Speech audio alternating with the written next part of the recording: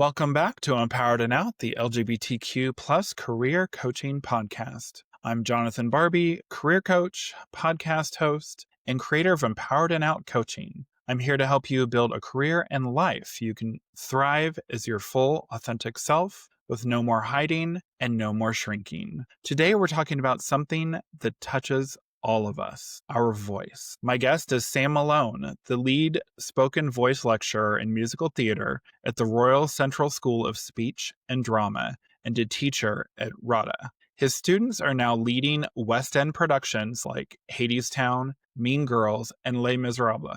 But Sam's impact doesn't stop at the theater. He coaches executives and teams at companies like Wagamama, Accenture, and Skadden, helping leaders speak with presence, authenticity, and calm under pressure. As a queer professional, Sam is deeply passionate about empowering people to own their voices, not just technically, but emotionally, so they can thrive in some of the world's toughest rooms. And now he's sharing that wisdom in his upcoming book, Why They Can't Hear You, a practical guide to taking up vocal space. So if you're a longtime listener or tuning in for the first time, I am so glad you're here. Sam, I'm excited to have you here. So let's jump in. Thanks, Jonathan. So Sam, you've built this incredible career helping people find and use their voices. When did you first realize that voice wasn't just a technical skill, but something deeply tied to identity? So this is such a lovely question. I think it will speak to a bunch of us as members of the LGBTQIA plus community. And I think it's something near and dear to all of us, this sense of identity. I think it's something that we all grow up thinking about.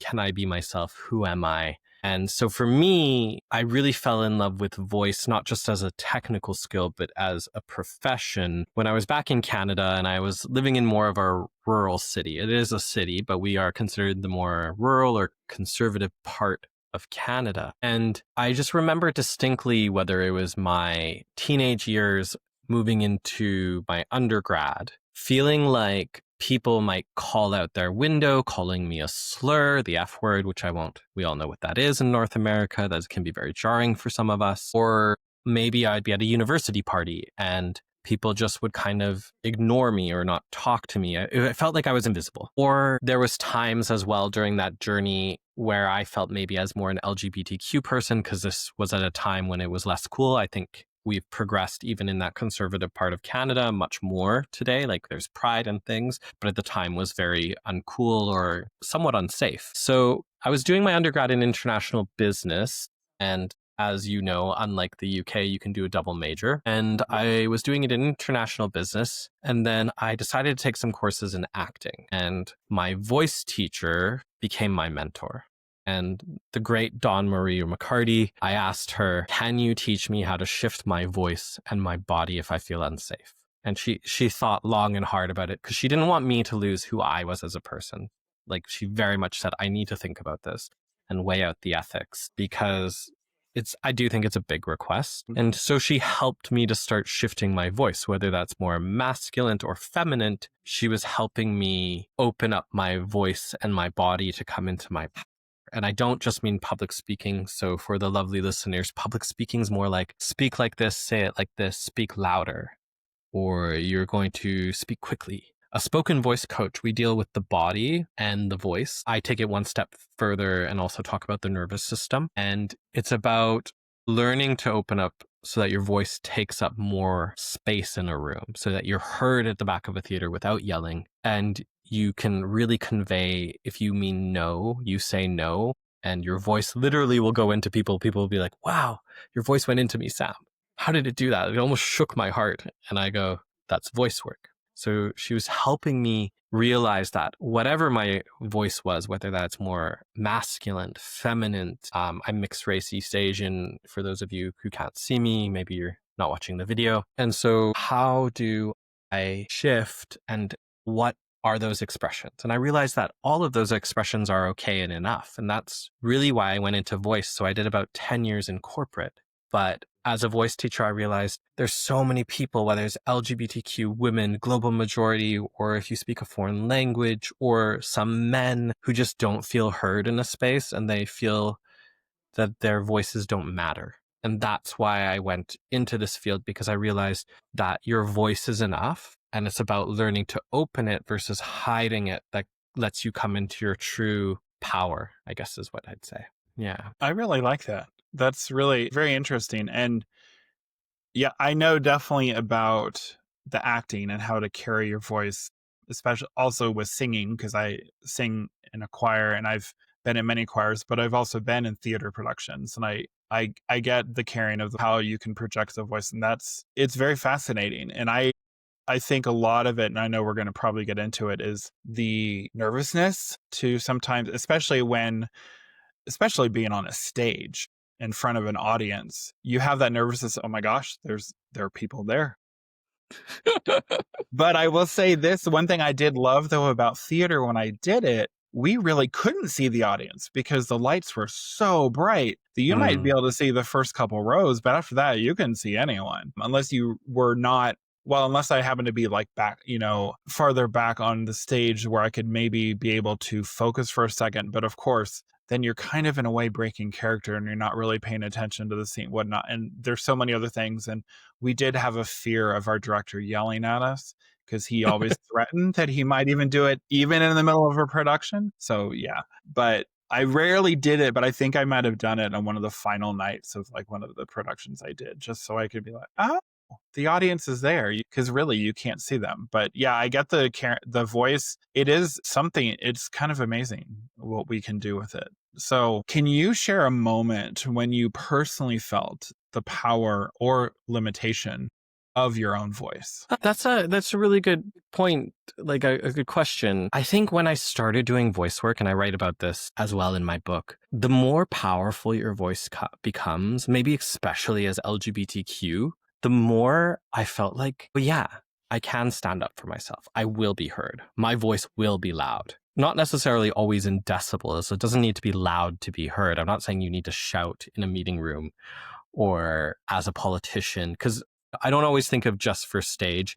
I think that, yes, stage is part of it. We are the craft for the actor. So when yourself, Jonathan, were on stage, acting is the art form. And then we would say that movement and voice are the craft that support the actor. So movement helps you embody different characters. If you think of Split with James McAvoy, he's very good at movement and voice switching. Mm-hmm. He uses his craft very well, and that's what makes him have so much presence. But I think there was a time where I did what was called at the time the Canadian National Voice Intensive, which was basically a month, 6 to 9 hours a day, 6 days a week of voice for a month. It's quite an intensive. And it's the work is not so much stand up and just speak. There's stuff like learning to breathe, opening up the body, connecting to what you're saying. So it's really embodied. And I distinctly remember saying to someone, I don't tend to like ketchup. I know, taboo. Who are you, Sam? Oh my gosh. Naughty. That's my favorite British word, naughty, because we sound funny when we say it as North Americans. We're like naughty. So I said to students being naughty. But when we have ketchup, they said, do you want ketchup on your burger? And I said, no. But the way I said it was so embodied. Not like I was like, oh my God, no. But I was like, no. And they were like, whoa, because I meant what I said and my voice was coming out. And they're like, people were like, whoa, you really meant what you said. And I'm like, I didn't mean it to come across as more than that. But that's the spoken voice work. When you're speaking to the audience, whether that's 500 employees, that's you in a meeting room, that's you in a negotiation. When you're really open physically and vocally, your words carry. And that's a really good question. What is the most powerful moment? I think when you really do the work, your words land and people go, this is crazy. You have so much, you almost captivate me when you speak. Yeah. So, and I appreciate the lights on you on the stage as well.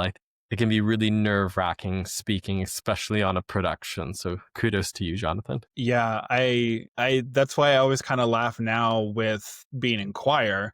There are no lights on you. I mean, kind of, we have lights on us, but nothing to the level you do is when you're like in a theater type of production. And Mm. so I now laughingly will just focus on the director. I don't look at the audience. I don't think about looking at the audience. I just focus on him and or her in the past.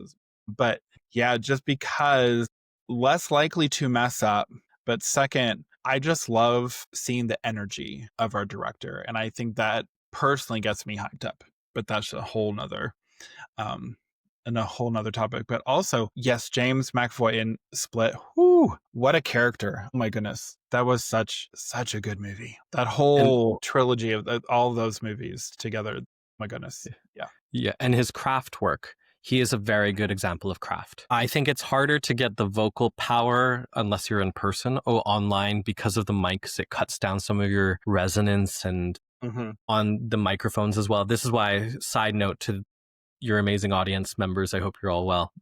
Some of you might not sound the same when you're coming through your computer, your laptop on these mics as you might hear it, especially because the sound is going out in front of you, where we tend to hear ourselves through our bones. So it's very normal to have a bit of dissonance. So not feeling quite right when you hear yourself. That's also not what we hear. We tend to hear a richer sound as well. Yeah. Very interesting. I like that. Wow. Okay. So for queer professionals, voice can feel loaded from sounding too much one way or not enough another. How do you see LGBTQ plus voices being judged or even misinterpreted in professional spaces? So this reminds me of this time I was working with, it's called the National Health Service here, and it was a bunch of managers or researchers, kind of people who aren't quite the directors, but they had moved up into a managerial role. And I was working with this one person, and they were very quiet. So I would say that most vocal issues come down to audibility and clarity. Those are two different things.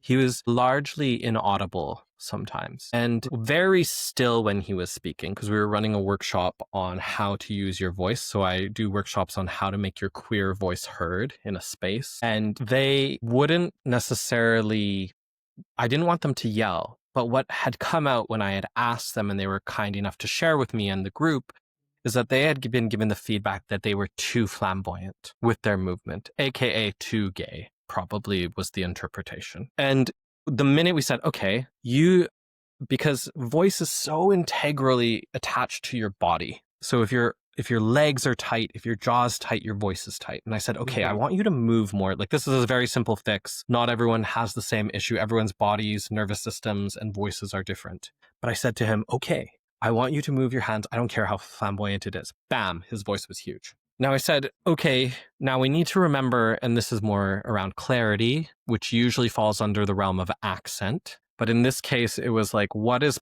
palatable to your audience? I'm not saying you don't need to be yourself, but I am saying scale to the room. The best way I can also describe that is I can be very big. I work in musical theater. My students are in the West End. That compared to a meeting room, you can't obviously be that big. But that doesn't mean you don't have to move at all. And when he didn't move, his voice went to like absolutely nothing. And I thought it was just a really good example of how us LGBTQ professionals face these biases, these stereotypes that really impact our ability to communicate at work. And you get feedback from people, and it's not always the most helpful. So you might hear someone say, you're not clear. Well, what about it wasn't clear? Most of the time it's audibility, again, not clarity. And it also depends, I think, largely on the culture.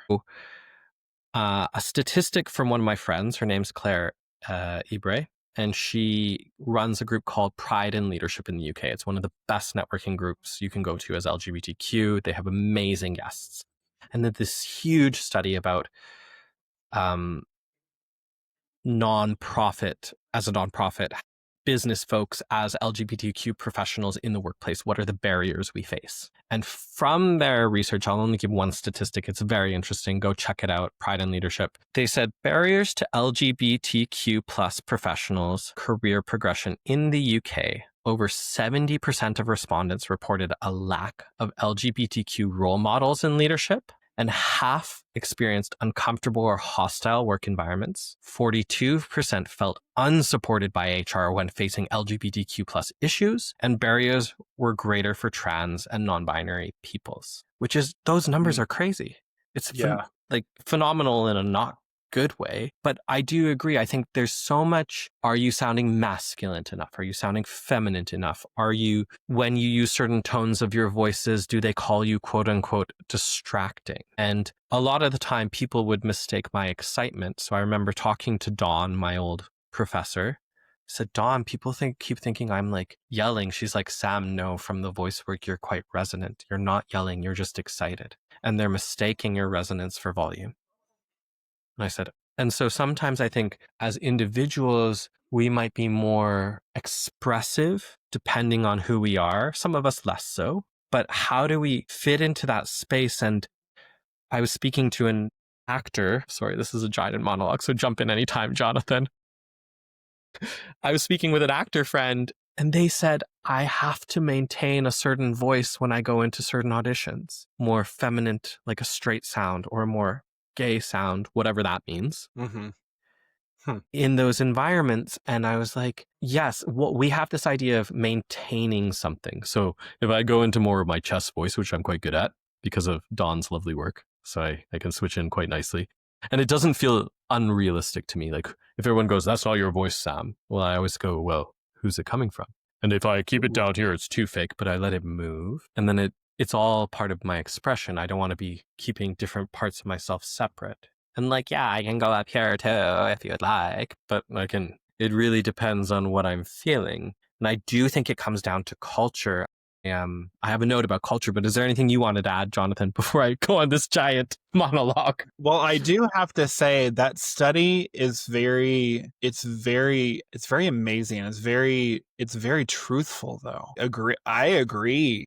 Sadly, I agree with those, like the percentages and the numbers of it, because yeah, it's not shocking to me after being especially in the professional world for so long. I definitely saw where I definitely worked with people that would be kind of having too much, like too gay sounding, or I even joked about that I didn't seem like I was gay enough with how I sounded, or how I even presented myself. And I thought that was kind of funny, because we are who we are. We're individuals. We're not, yes, I mean, you and I, we're both gay men. It doesn't mean, but we're not the same. We're different. We were created that way. But yeah, that study is very fascinating to me, but on the same, like you said, though, it's not really shocking. To me, it's not shocking. It's more disturbing because of the numbers, because of how high some of the percentages are, just because it shouldn't be like that at all. Well, and I think what you just spoke on is, so a term that I'll explain to everyone, because everyone has different levels of language and what they speak. I use a lot of Shakespeare. Shocking. Is this idea of many of you have probably heard of heteronormative. So heterosexual, heteronormative being very much like a man does this, a woman does that. That's starting to change around the world. But what I feel like you're speaking about, though I don't think it's the actual correct definition, is homonormative, where I think the traditional definition says that homosexual people behaving heteronormatively. So one man is the more masculine, one's more feminine, or one lesbian is more masculine, one's more feminine. That's very heteronormative or homonormative. But the way I like to use the word is homonormative, as in the sense that, oh, Sam, why are you being so masculine? Or Jonathan, you don't sound gay enough. To me, it's like, well, what does that even mean? And that's that homonormative kind of imposing on our own selves in the group. Mm-hmm. On the way that you should behave. Now, some people might say that's internal homophobia, like if you don't like certain parts of your voice, maybe, I don't know. But I just find it very interesting that people said to you, Jonathan, oh, you're not gay sounding enough. What does that even mean? Exactly. Yeah. You made an interesting point, because even vocally, but also presentation, like the craft of it, a perfect example of differences just alone for like two gay men was Will and Grace, the TV show. Yep. You look at Will, lawyer, very masculine. You had Jack, who was very, in some ways, kind of almost what some people would consider the stereotypical gay man. That's what everyone expected a gay. And I think that's what I loved, that the show did show the differences. Even though Will, I mean, some would say, and this is a horror, I can't believe I'm going to say this, he did kind of like gay out. He did have definite moments where he was almost like he and Jack were very similar in their like reactions to stuff. But for me, it was a good representation in a way of how the differences in gay men, just in general. But I also feel like it also kind of created the proof that there is that stereotype of the gay man, the gay voice, because of the show. And again, it brought new levels to putting, homosexuality and the LGBTQ plus community out there, which is amazing and awesome because it wasn't really being seen at that time.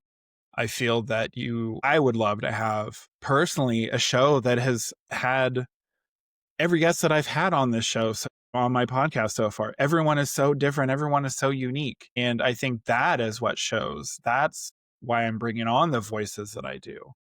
These amazing, talented people in their own right. And yet we're all different. And I think that's what I love is the differences and the uniqueness and the diversity, because that's who we are. And that's what makes it interesting as well. Like even in theater right now, we're having different stuff around representation, especially after BLM. And you're seeing much more representation, much more stories. You see My Friend Totoro from Japan.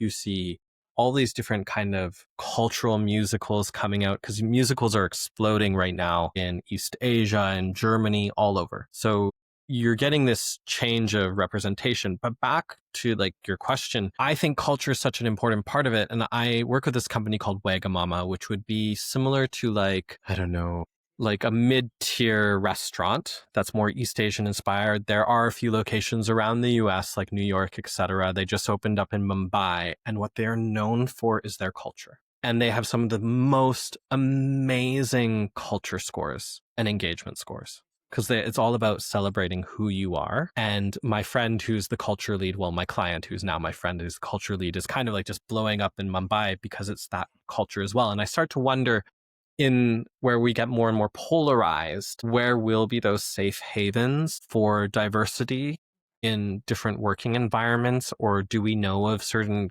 spaces that are more inclusive? Because those numbers are shocking.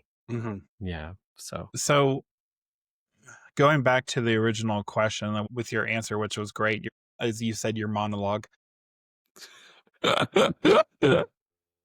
What advice do you give someone, though, who feels pressure to change or hide their natural voice? So I think with spoken voice work, when I first did it, literally everything started to change. Now, in my book, I call it, and this is my framework, it's not something that other people use, like no one else will refer to it as this. I call it the neuro voice field, in the sense that your nervous system, your body, and your voice. So when your body is open, when your nervous system's calm, and when your voice is open, I call that coherence, meaning everything's lining up. So if you think of an actor on stage, if their body doesn't seem like it's lining up, or their voice doesn't, or they seem nervous, we read it as a lie. And I think with the spoken voice work, what's happening is you're learning to regulate your nervous system, open your body and your voice. And that's what gives you that coherence. And that's what people value, and they don't want you to be anything else. And so it's funny because I'm openly gay in most spaces. Now that I'm working more internationally, I'm a little bit mindful of it, depending on like the podcast I'm going on and stuff and the audience. And I think that's something that we all probably think about as Canadian think about. So I think it is something that we think about, that we carry with us. But when I was more coherent and having all those line up, people respect me more. They don't question it. But it's also like, it's not a point of contention. You can't hurt me with it. I was once working with a friend, and they are very non-binary before we had a word for non-binary. And I said to them, they speak French and they moved to Canada. And I said, oh, do they make fun of you? They had luscious nails and a beard. And they're like, no, Sam, students don't make fun of me because they won't hurt me. What they make fun of me is my French accent. And I thought that was fascinating. And in a corporate space, I never ask someone to be anything different, because asking Obama to speak like Trump and Trump to speak like Obama will not work. There's no coherence. We don't want it. Well, and there's no coherence. It doesn't work. So the public speaking coaches will say, oh, you need to say it like this. And I disagree. I think it's about coming into the coherence of being who you are. Now, obviously, there's a caveat for LGBTQ or other things that I might not be aware of, whether it's like biases towards women, etc. It might not always be safe to, right? We have to choose safely when to say things. But I think that advice about learning to be open, calming your nervous system, and then having the courage to speak will actually, at first, although it's very nerve-wracking, you'll actually come into your power and you'll be even seen as more of a leader. It's almost like this weird inverse of what I you'd think agree it would with be. you. Yeah.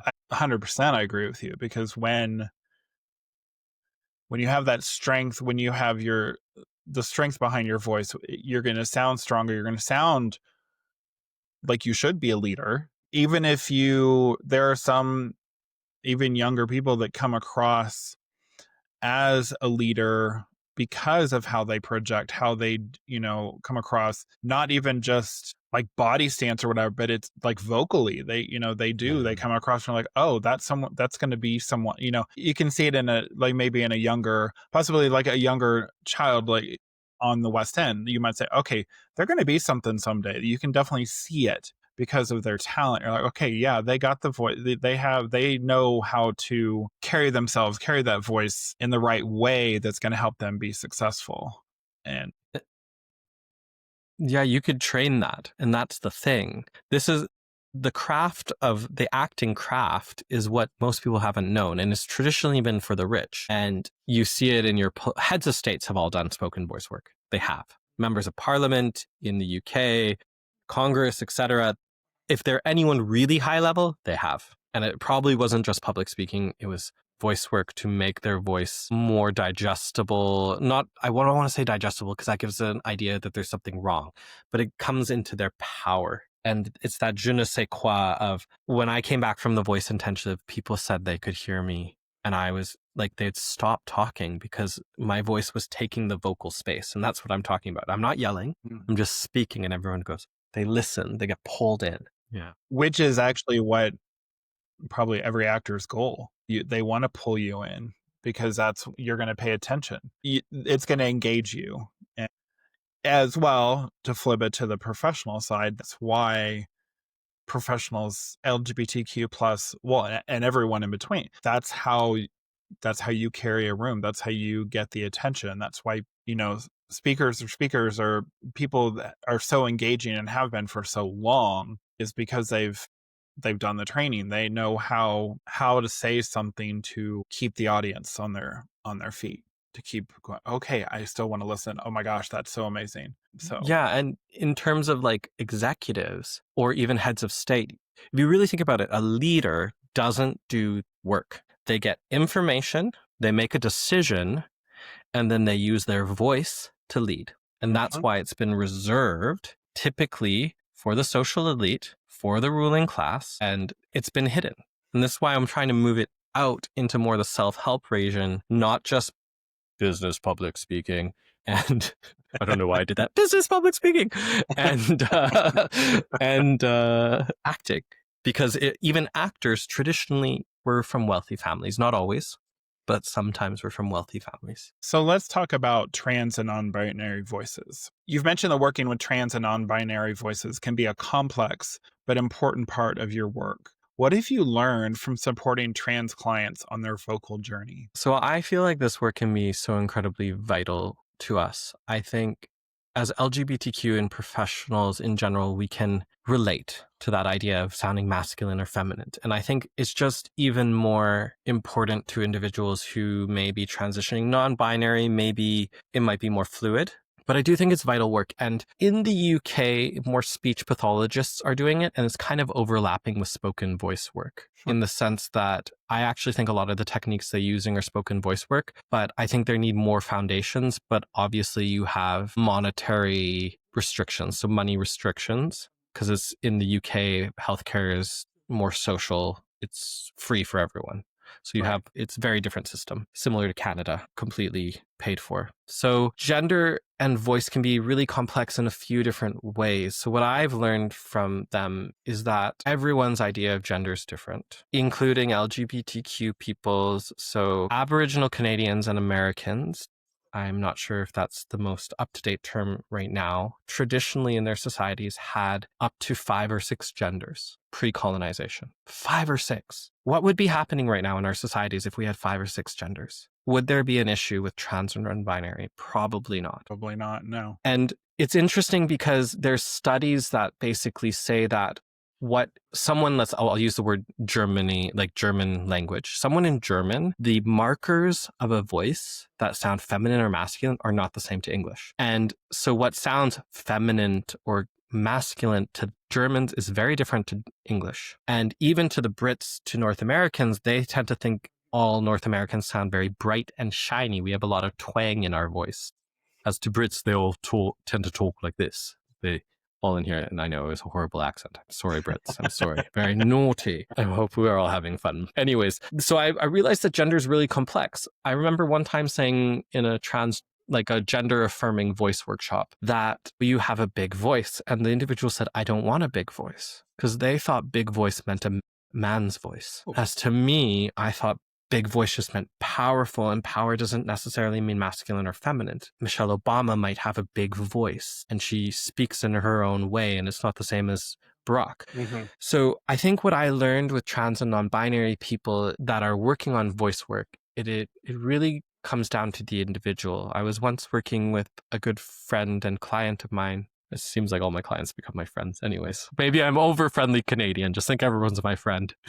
Which is probably the case. They're like, we're not friends, Sam. Anyways, they at first said, I always try to get people to choose a voice they want to sound like or feel represents them. But through the voice work, after months and months of working together, they said, you know what, Sam? I've come to realize I like my voice as it is. And they were M to F. So, and they said, and now I just feel confident in my voice. And I thought that was one of the most beautiful things. Not saying that people shouldn't gender affirm their voices, but the fact that they felt like their voice enough, I was like incredibly proud that they found that space. But I think everyone's gender journey is so nuanced and different. And I don't know the cultural context of, let's say you're living in Texas. I don't know what that is and what you face and those kinds of things and being misgendered. So I think if you're a voice teacher or working with people, the common language around gender isn't clear, and gender versus sex for a lot of people isn't clear. Sex being your biology, gender being your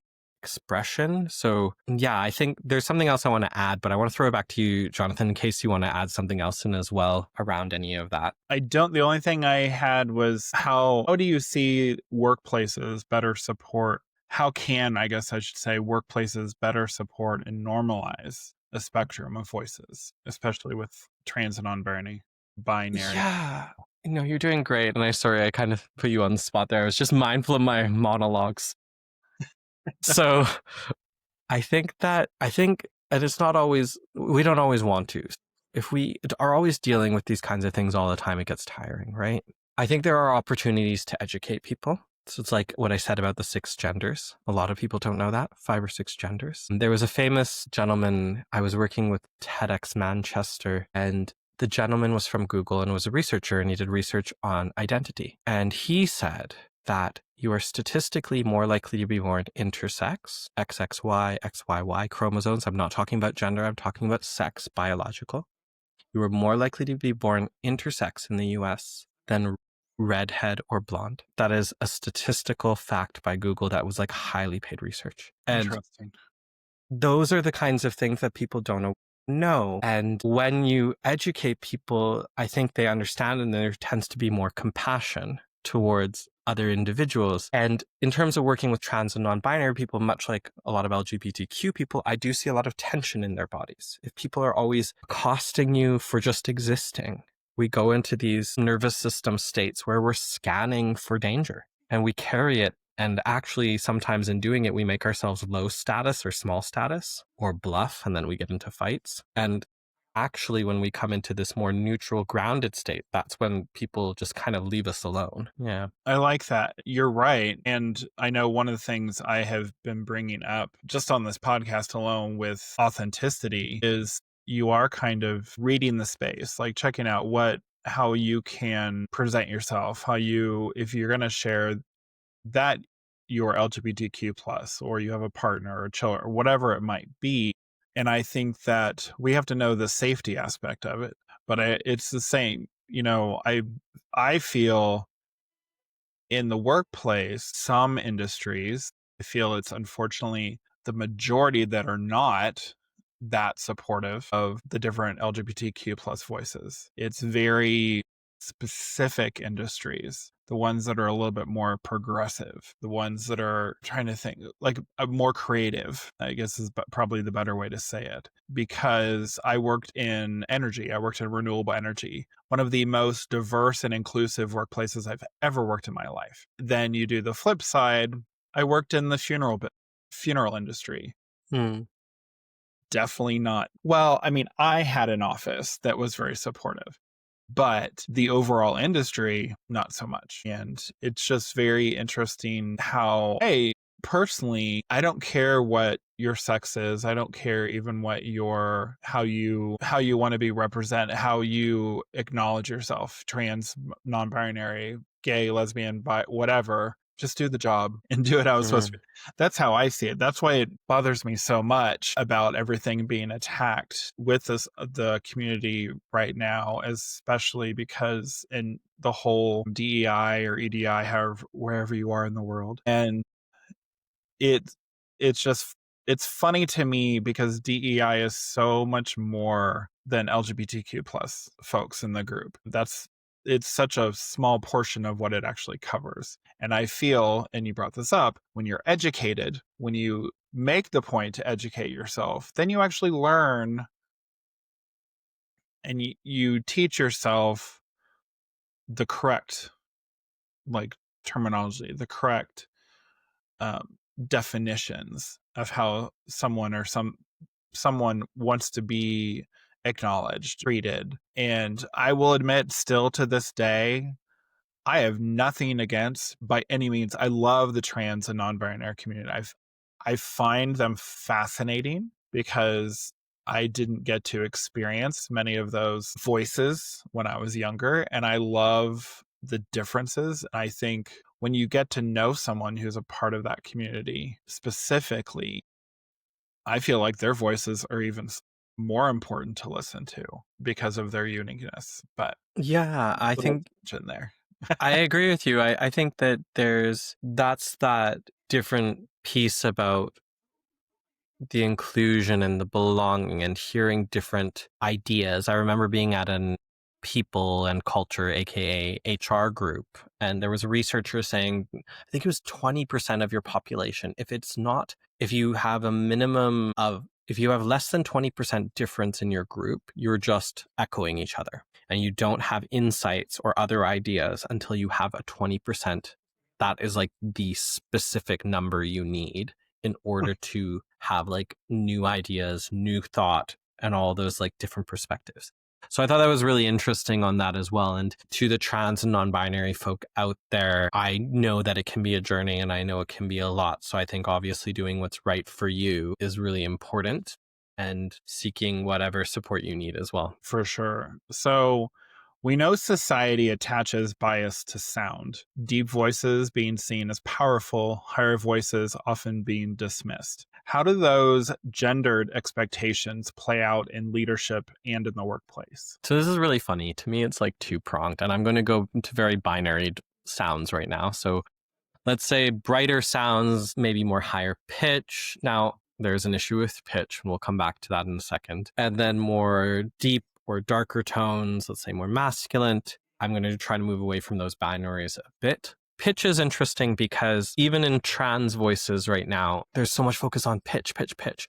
But actually, if you use your resonators, you actually get access to different sounds, and it might be less, oh, I need to speak at this pitch or this pitch. You can let it move in the space and it sounds more authentic. It sounds more real. It's not so held in one space and perfect, because perfect is boring and it sounds robotic. In terms of workplaces, there have been bias towards women's voices. So in my book, I do spend time on how biases impact people and maybe what biases they face and what I speculate happens in the body and the nervous system, because I'm not a neurologist or a nervous system specialist, but I do integrate that kind of work into my practice.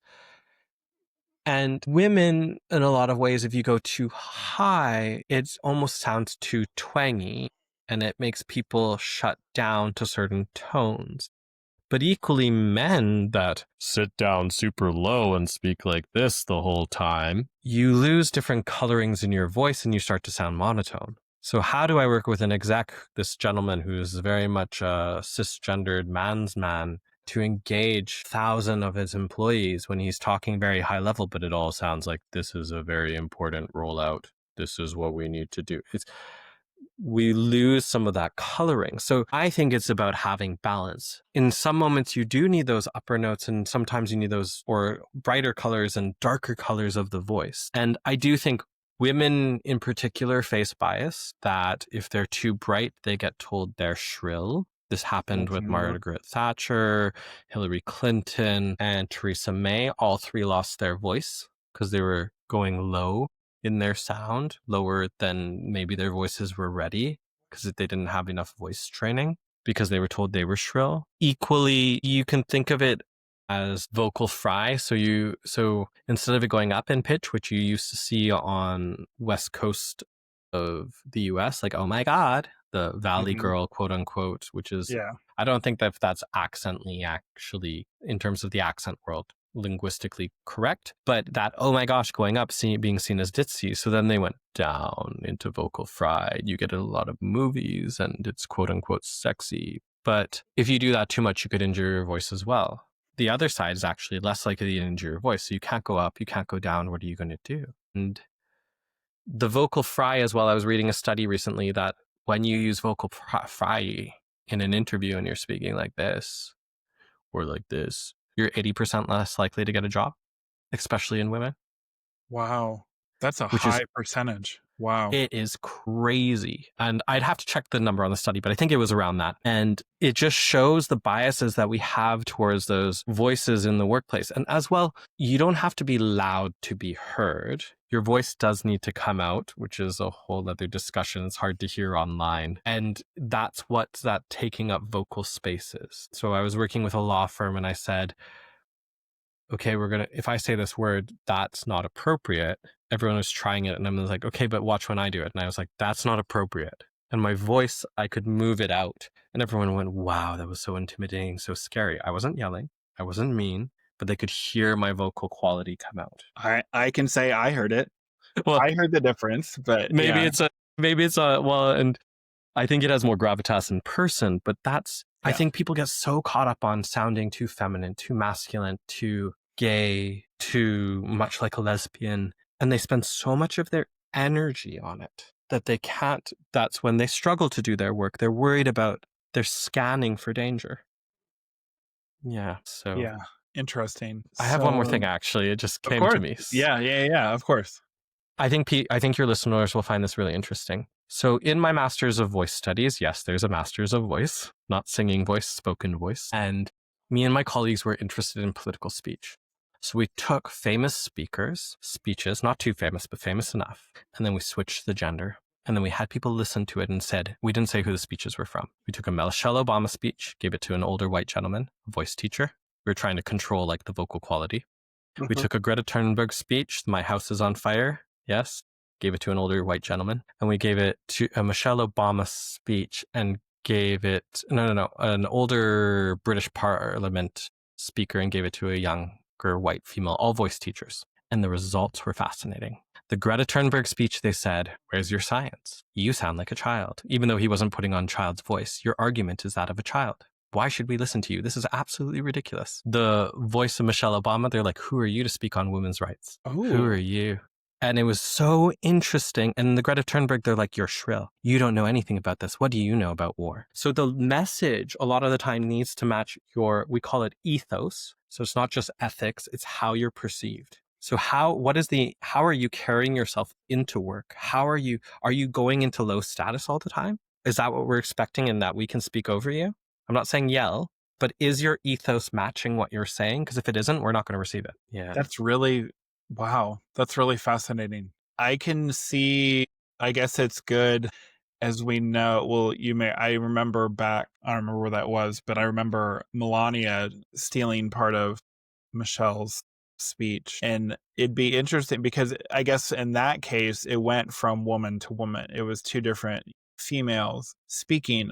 It would have been interesting had forbid that Donald taken part of the speech and not changed it and seen what it might have sounded like. I guess, I don't know. His voice N- makes me cringe anyways, but that's a whole different, that's just But, because of who he is. But yeah. but see, that's really interesting because these people didn't know who the speakers were because we didn't say Yeah. this is a Michelle Obama speech. We didn't say that. They But just heard the I speech. think Yeah. that, like, for Greta's speech, because Mm, for it was written it for a younger person, though. mm, I can see why the interpretation of it would be, oh yeah, that sounds maybe childish, or that sound, and then the flip side of the older gentleman doing Michelle's speech, because it was a woman's voice, it was written for a woman to speak their experiences there. And I think I could see how it could come across the wrong way, hmm even if you didn't know. Now, it's also why when I do this podcast, and even when I'm doing other speaking, I make sure that it is, if I'm tweaking it, that it sounds like me. It's written for me. It's not written for my sister. It's not written for my mom. It's written specifically for me and my voice. And as many times as I might cringe, yes, audience, listeners, I cringe when I hear my voice sometimes back on recording.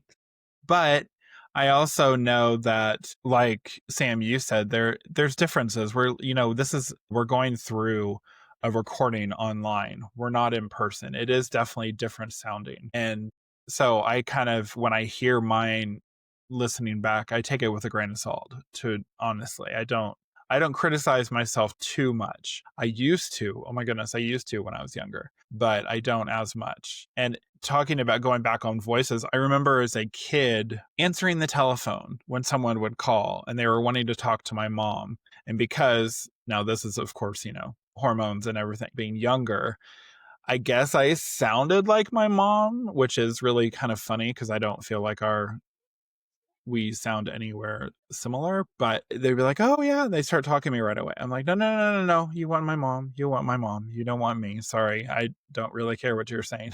Yeah, it is, I love that. I love the switching of the speeches. I think that's very fascinating, especially since I didn't know who they were reading. Well, and as children, that's how we learn language. It's not surprising that you would speak like your family member. True, And because like, that's who I'm around, that's who I'm exactly. hearing all the time. Because people, I'm sure on your podcast right now, listeners, some of you will think I sound British when I say words like London instead of London. Like the intonation will sound naughty, very British. Yes.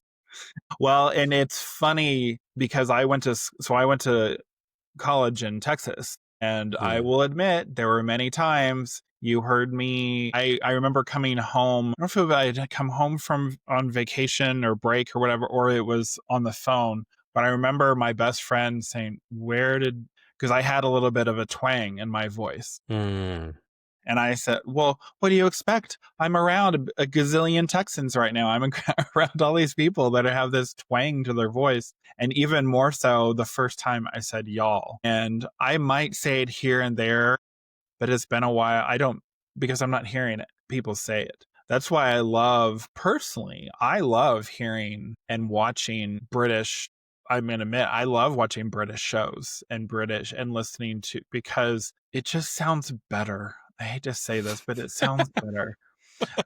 Even my directions on my phone, thank you, Siri, for giving this as an option, is a British person. It's not the normal American woman that did the voice initially. No, it is a British person doing the voice. And it threw off my mom the first time she heard it. She was like, wait a minute, that what? Because I remember them saying we were turning into um, a parking lot, and they said, oh, we're turning into the car park. And of course, I know that is just because of hearing and watching and listening. That is definitely not an American term. That is not by any means. And so I'm like, oh yeah, that I would hear that if I was over in London, or Yes. I would not, definitely not, I'm going to hear that here in Colorado, but I would definitely hear that over there. And which I love it. I love the different terminologies. And I find it funny sometimes, because the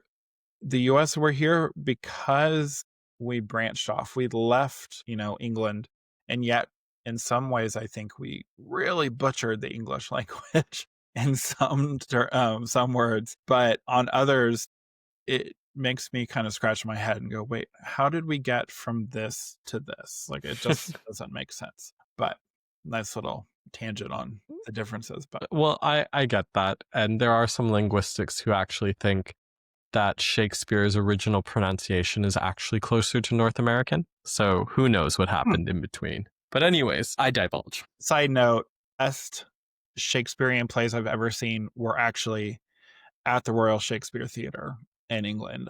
Seeing different Shakespeare productions here in the US, no, they don't even hold a candle to what I saw there. Oh my gosh, like it takes it to a whole nother level. Come see us on the West End. Come on out. Definitely. Excuse me. So let's talk about the role of the nervous system. You kind of briefly talked about it. You bring nervous system informed practice into your coaching. Can you explain how our body and stress response show up in the way that we speak? Yes. And I think this is what will probably start to set my work and framework apart from other voice teachers. So I'm integrating spoken voice, connective tissue, so your fascia, which is like almost like a sausage casing around your muscles, and nervous system into one. And all three are combined. And that's what I call it, the neuro voice field. And that's what I was talking about, coherence before. And our nervous systems are so fundamental. There was research by Stephen Porges, the polyvagal theory, which talked about the biggest nerve in your body, the vagus nerve, and how we all know fight, flight, freeze. But he also spoke about flop and fawn. And flop and fawn are also different responses to stress. So if you think about it, fight, flight, and fawn are very similar to anxiety. You're scanning, you're anxious, you're about to move, you're going to fight, or you're going to be like, oh, please don't eat me, I'm so nice. You're fawning over them. Or you go into, so it actually manifests as anxiety. And then in terms of freeze and flop, that's when we go into almost a depressive state. So both states don't allow us to have our highest level thinking. Those are different parts of the brain. And you see this all the time. I was working with an executive, gets paid a lot of money, about to speak up in front of 1,000 people, and always feels like they are going to faint. That's that nervous system kicking in. And for LGBTQ plus professionals, or not even professionals, just people, sorry, I just keep calling it professionals because I'm used to holding workshops with professionals. We carry that from teenage years or people being violent with their words at work, etc. So we're in this state of constant, they'd call it nervous system arousal versus regulation. Regulation is calm, arousal is like scanning for the environment. And that's when our breathing gets short, our stress hormones go into our body. And we already know modern work does this to our body a lot of the time because we have these primal instincts, but we're in these high stress environments. But I think as LGBTQIA plus professionals, and I will say 2S, two spirit, that's an Aboriginal term as well, we are used to having these constant states of stress. And through the voice work, how do we start to use breath work? I don't mean the Wim Hof hyperventilating style. That's another style of breathing. I don't necessarily mean operatic breathing as well. How do we learn to expand our lungs, which is directly correlated to life length as well, and learn to calm our nervous system? So I was working with about 20 entrepreneurs who are pitching for millions of pounds of investment. And I actually made them do what I would do the first day of university conservatoire training at the Royal Central School of Speech and Drama. And we only take less than 1% acceptance rate a year. So very hard to get in. And I made them lay on the floor and breathe. Like corporate professionals, this is crazy. But then when they were done, they're like, oh my gosh, I've never been this calm. They're like, how do we do this every day? Because their body started to open, their voice started to open. Because if the nervous system's tense, the fascia, the connective tissue's tense. If you read The Body Keeps Score, a lot of people in the psychology field believe we have trauma living in our body, the body's memory of trauma. So the last time someone called me the F word, did my nervous system go into fight or flight? I don't know. But it's learning instead of it being a mindset thing. I integrate breath, nervous system, connective tissue work so the body opens and you come into your presence and power. So I had a student say to me, oh, my nervous system, I can feel my body and I was unaware of how it was reacting and I need to calm it down.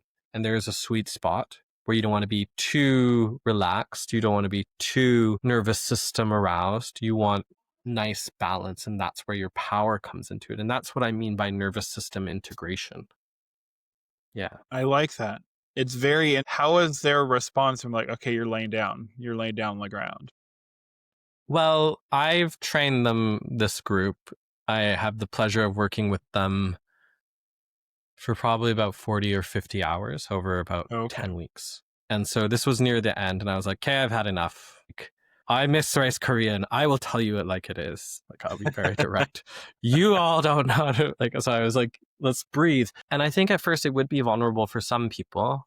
But I think at RADA, which would be like the equivalent of Juilliard in the UK, like if your heads of state are doing this, you can as well. If it's what's making them be heard, if it's what's making them be seen as a leader, this is what people forget. And I get it, your boss is in the room. You don't want to do that. A lot of people don't like their bosses knowing they're working with me because it's almost like they don't want them to know that you're getting like these secret hidden skills to become more powerful and as a leader. I get that. I think it's funny that, and I referenced this earlier, the last company I worked with, the renewable energy company, my boss encouraged me to take the leadership course that I did.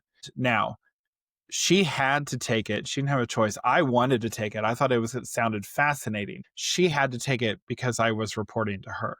Her boss, our VP, said, no, you need to take this because you have a direct report now. You have to take this course. And I loved it. I thought it was fascinating. Now, in the end, I could see when she was following what we learned and when she wasn't, because of after going through the same course with the same instructor.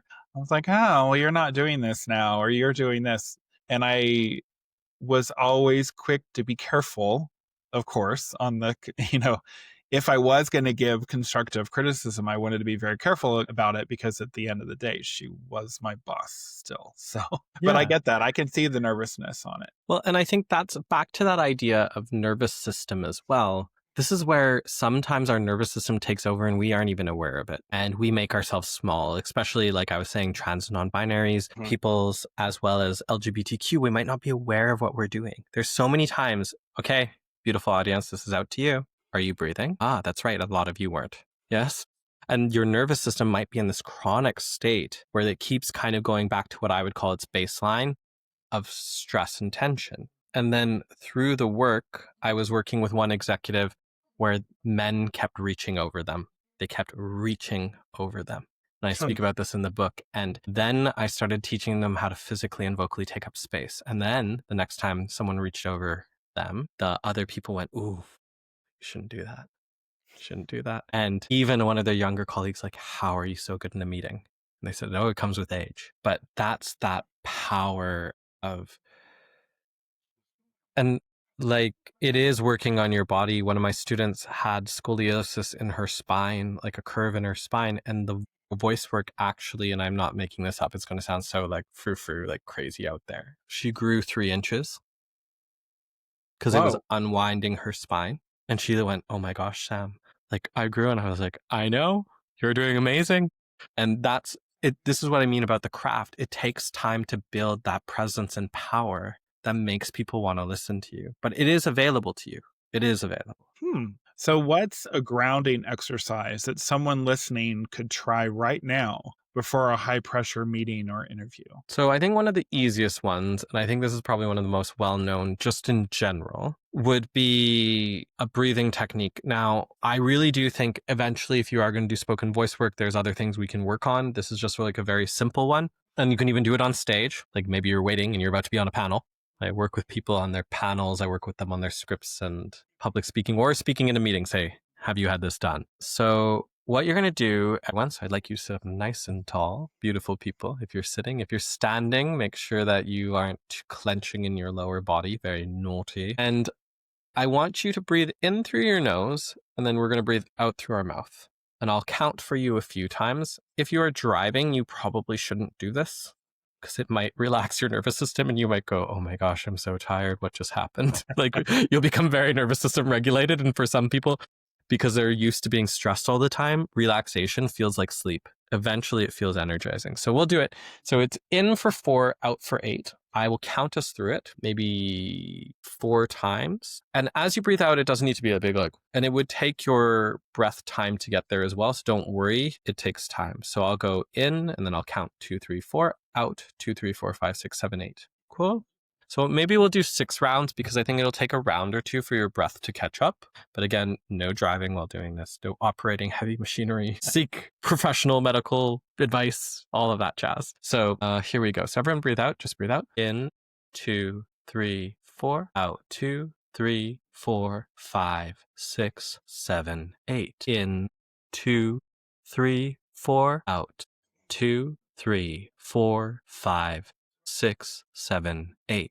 In, 2, 3, 4, out, 2, 3, 4, 5, 6, 7, 8. In, 2, 3, 4, out, 2, 3, 4, 5, 6, 7, 8. In, 2, 3, 4, out, 2, 3, 4, 5, 6, 7, 8. In, 2, 3, 4, out, 2, 3, 4, 5, 6, 7, 8. In, 2, 3, 4, out, 2, 3, 4, 5, 6, 7, 8. So it's probably a bit longer than 6, but notice how you feel in probably about a minute and a half. I love that. That was amazing. So I think, listeners, if you didn't do it, feel free to rewind and do this again.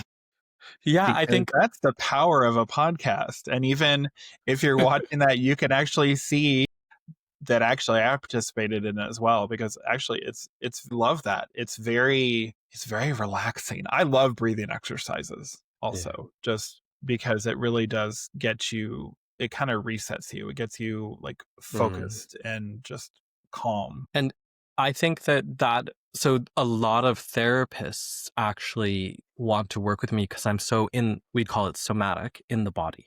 It's less, but I don't do the mindset. Y'alls can deal with the mindset. I said y'alls. This is your fault. You're And welcome. thank you. Thank you.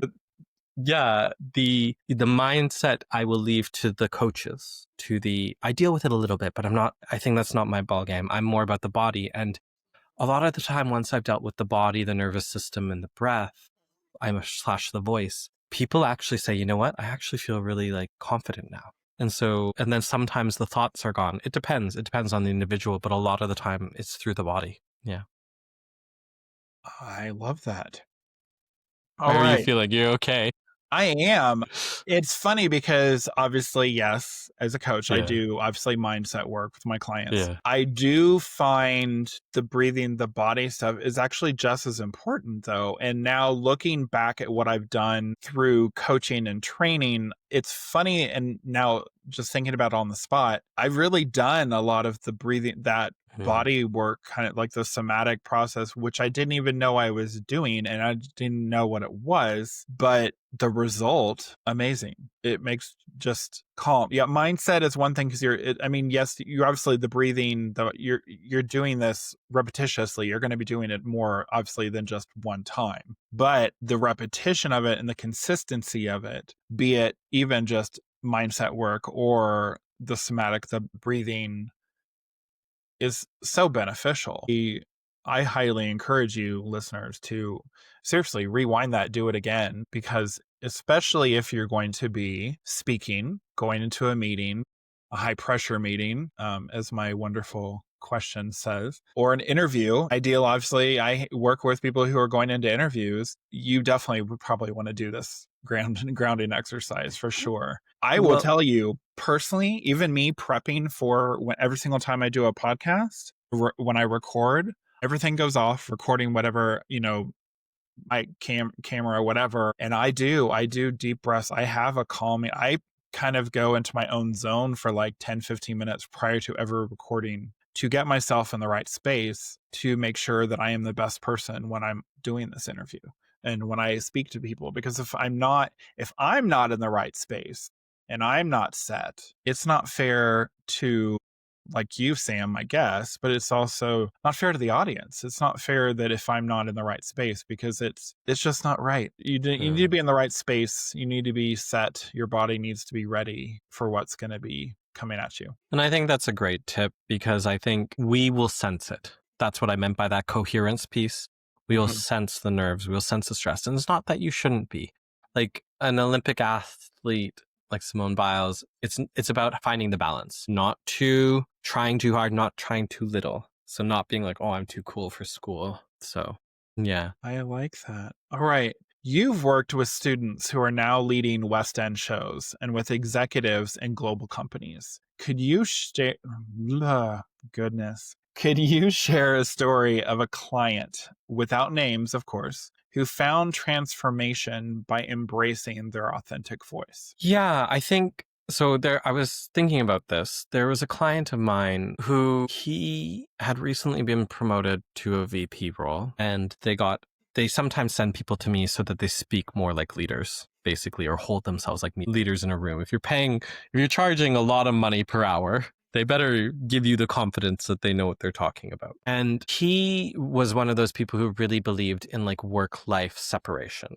And I mean like more than usual. And I think it was because he was LGBTQ and maybe he didn't feel the most safe in that space. I didn't say he Hmm. needed to out himself at work. That's a Yeah. whole other ball game. That's up to you and where you feel safe. But when we started to move away from hyper masculine corporate movement and speech and explore different parts of his range, instead of it being like 100% corporate masculine, I'm using my left hand, and on the right hand, like super stereotypical LGBTQ gay flamboyant man. It was like, okay, well, does it have to be 0 or 100? Can there be a medium? And how do we let you find more freedom? Because when you are being this like hyper masculine, and you can get the flip side for lesbian women, sometimes they're told they're not feminine enough or they're too masculine or vice versa. Can there be a happy medium? Because that's what was making him come across as inauthentic. He was so rigidly holding his space that in terms of what he wanted to be perceived as, that the audience couldn't really connect with him.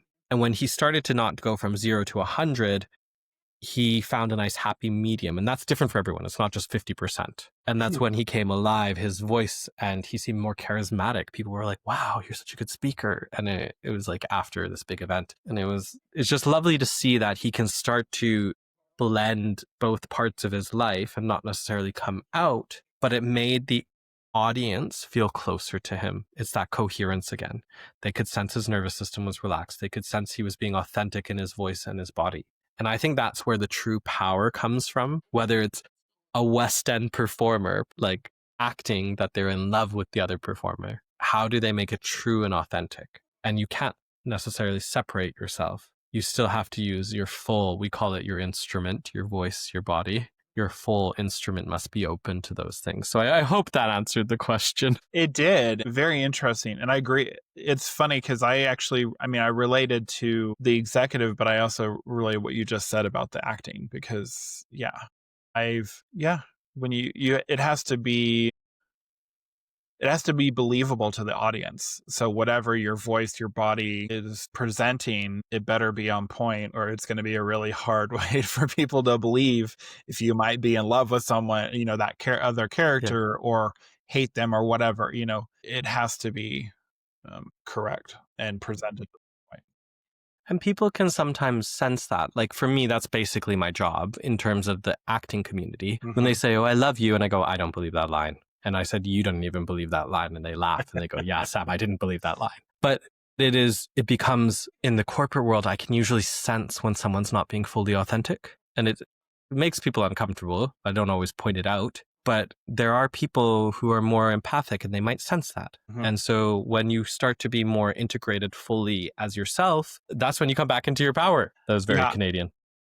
I agree with you on the empathy aspect of it because obviously I mentioned earlier, I worked in the funeral business. So we dealt with family members, losing loved ones. And initially, I will admit, I kind of put a little bit of a show on the empathy, being empathetic. But then as time went on, and unfortunately, when I did lose a loved one, a family member, the empathy came out much stronger because I then could relate and say, okay, I've actually experienced this. I know what it's feeling, what you're feeling like. And I was actually even told by someone, oh my gosh, you really understood, you listened, you got it, you understood what they were saying. And I said, well, yes, because I really actually have been in their position. I know exactly what it feels like.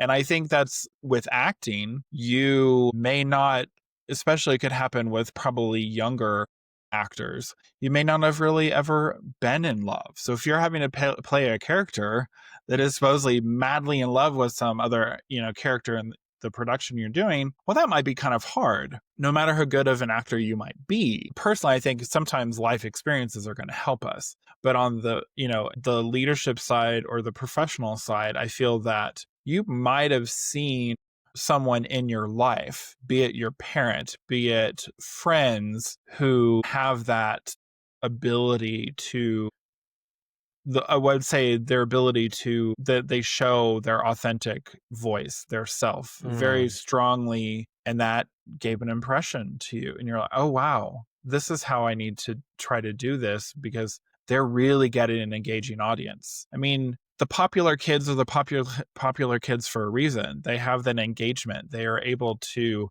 yeah, some of it might be, oh, well, that's the rich kid and everyone wants to be friends with the rich kid. But on the other hand, they just might be someone who's really interesting and they have stories to tell, and they know how to share those stories because of how they present it with their vocal abilities. Totally agree. All right. I can't believe that it's taken till, near the end of this podcast, but obviously we want to talk about your book.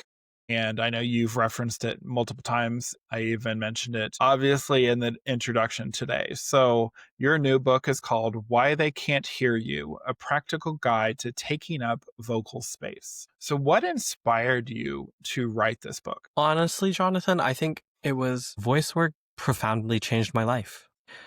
I learned how to say no and be heard. I was being respected. I wasn't being called names while walking down the street. I wasn't all of a sudden becoming more masculine in my movement. It's funny, my voice just dropped. Anyways. It did. And I was like, okay, hello. But it was, and the more you do this work, your voice might move more. But anyways, I feel like it's such a hidden art form that can truly impact people's lives. I'm sure that some of your listeners have been told, like, again, you're too masculine, you're too feminine, you're too much of a gay guy, lesbian, trans, you're not a real whatever gender they're saying. Or you might have had family members that say, that's not your real voice. Or you're not smart enough to say that, no one will listen to you. And you get fed all these lies. And it's not just the LGBTQ community, it's women, it's global majority, it's accents, English as a foreign language, it's cisgendered men as well. Sometimes they're told they're not manly enough for their own groups. And I feel like the work can just truly transform people to come into a different part of their lives, whether that's moving into leadership, getting more speaking events. I had clients who said, after your workshop, I do so much more speaking, I'm being seen as a leader. And I just hope that I can move us out of just theater and even like high affluent, super rich or businessy people and move it into self-help. And I think if I was to leave everyone in this podcast with something, it'd be that I want you to remember that you have a big voice and that it is enough. You don't need to shout, and that you're allowed to take up physical and vocal space. You are allowed to. You do not need to make yourself small. And sometimes in making yourself small, you become prey to the predator in terms of maybe negative people, and that you deserve to be respected. You deserve to be powerful. And as a biased voice teacher, you deserve to be heard. And that's what I hope people get from the book. And I think that's why I wrote it. All right. I love that. I'm excited. I can say that today's been it's very inspiring. I've learned so much. I'd love to say that we're done, but we're not yet. Oh, I have something I wanted to share as well, but you continue, please. Well, so one of the parts of my show, my podcast that I do, I have my rapid fire questions that I ask all of my guests. And as most people should know by now, I hope the listeners know, unless you're brand new, welcome. But every guest that I have, I share the main questions to my guests so they can make sure that what I'm going to ask them, maybe they can answer, or they might want to reword it, or I might have brought something up that they told me in our pre-chat that I wasn't supposed to bring it up, and yet somehow the question got created. That thankfully hasn't happened, but I did have to reword something because of where the amazing guests were located. We didn't want to share that too much. So we did have to edit that. I did have to rewrite. Or I did on one of my interviews recently, I had to change the questions around so we could lead into, interestingly enough, the book that they had that was going to be coming. So I needed all I had to do was to change the order of my questions. But I love being able to somewhat prepare you guys, my guess. But then I also love the randomness of the questions that I get to ask, because it's kind of fun to see how quick, and I should put that in quotes, how quick sometimes these rapid fire questions or these answers come, because I've done a lot of post-production editing where there's a lot of space in between these. I ask the question and the answer, and I have to kind of remind, this is a rapid fire question. It's not a thinking question. So I kind of do it to myself. I have thought, of these questions, but on the other hand, answer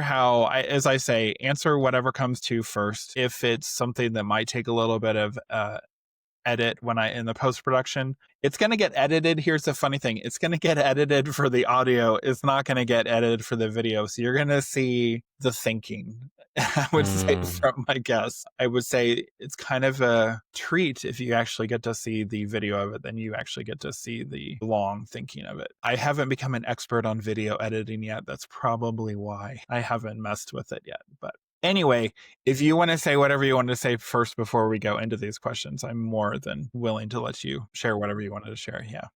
Yeah, I just wanted to mention about the book one last thing before these rapid fire questions, which we will make rapid. So if people are looking for my book, I am doing early pre-sale sign up. So it's very exclusive. We're only going to have 1,000 people, or a lot of people are already signing up as it is. So it's on my website, and I will pass this to you as well, Jonathan.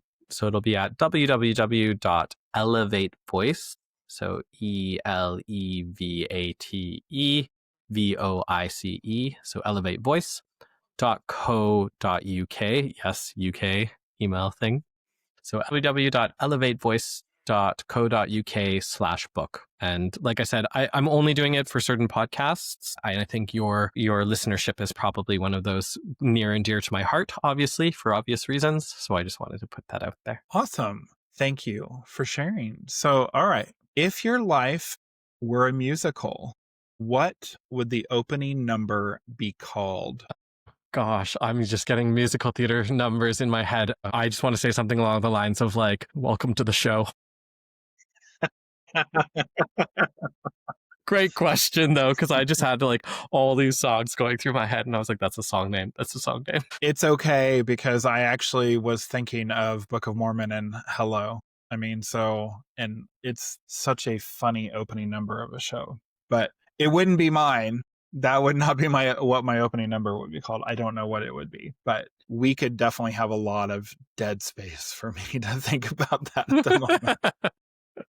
All right. So this actually could be helpful for me just going forward, because of that I sing as well. But what's one vocal warm-up that makes you look completely ridiculous if someone walks in on you? I think that any tongue work where we're stretching the tongue and sticking it out, again, heads of states have done this, but when you stick out your tongue in front of a colleague or people online, so a very simple one is just sticking out your tongue. Yeah. But I think there's a lot of mechanics that go in that if you're doing it well in terms of opening the voice and stabilizing the jaw. That is one way of opening your resonance. But it does look ridiculous. I'm not going to go into all the details because we'll be here for another 5 minutes.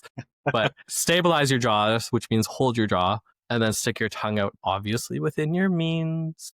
Yes, do not get a sore tongue or neck, etc. But I think it looks quite ridiculous a lot of the time. To me, as normal. I don't think anything of it now, but yeah. So if you could swap voices with any cartoon character for a day, who's your pick? Cartoon, eh? I don't know. Maybe the Chipmunks, but Chip and Dale. just because I always thought they were all like, and I just always thought they were really funny. And I think like I could go for something like really cool and sexy, but I was like, okay, but everyone's going to say that. I love Chip and Dale. I loved them as a kid, and now watching, I will go back. I'm a holiday junkie.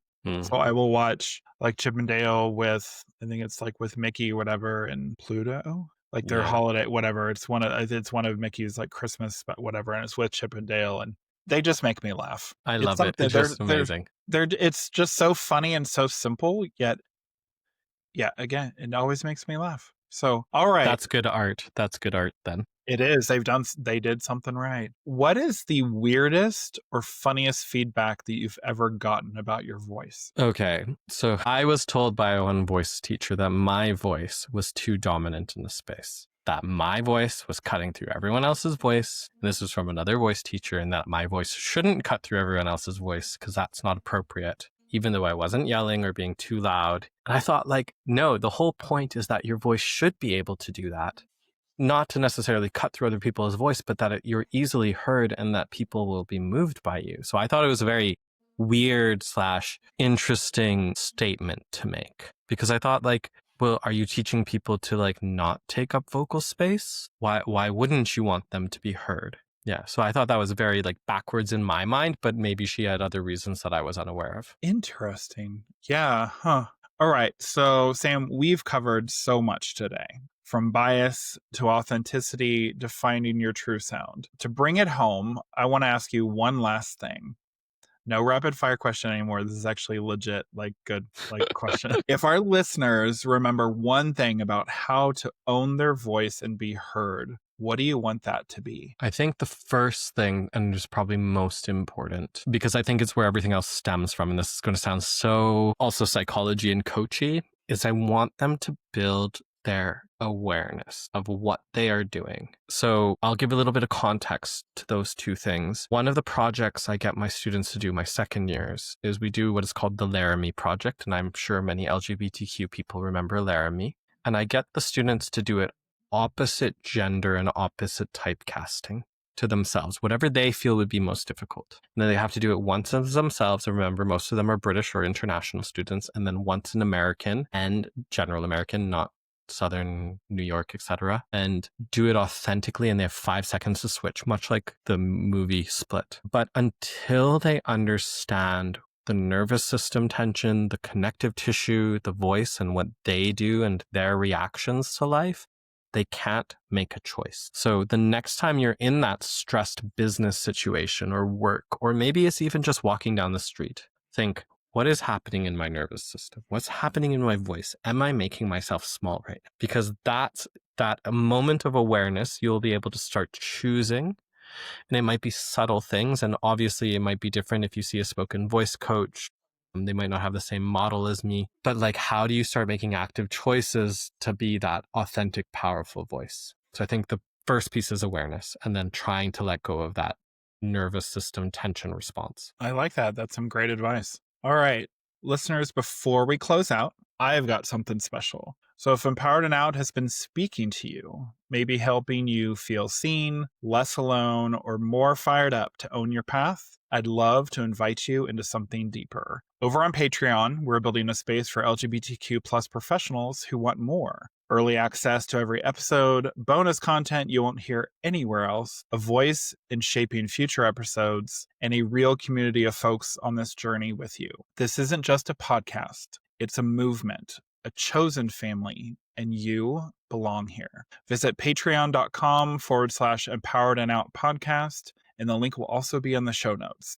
Let's keep rising together. So, Sam, this has been an amazing conversation, very insightful. You've not just given us tools, but you've given us a reminder that our voices are part of our truth and that they deserve to be heard. So I thank you for very much. So for everyone listening, if you want to go deeper, obviously Sam's book, Why They Can't Hear You, A Practical Guide to Taking Up Vocal Space, is one to watch for. As Sam mentioned earlier, he's going to give me the link. It will be in the show notes. It will be available on Amazon and in UK stores like Blackwell's, and we'll obviously, as I said, link the early access list in the show notes. So until next time, stay empowered, Stay out and keep building the life and career that reflect all of who you are, including your voice. Thank you.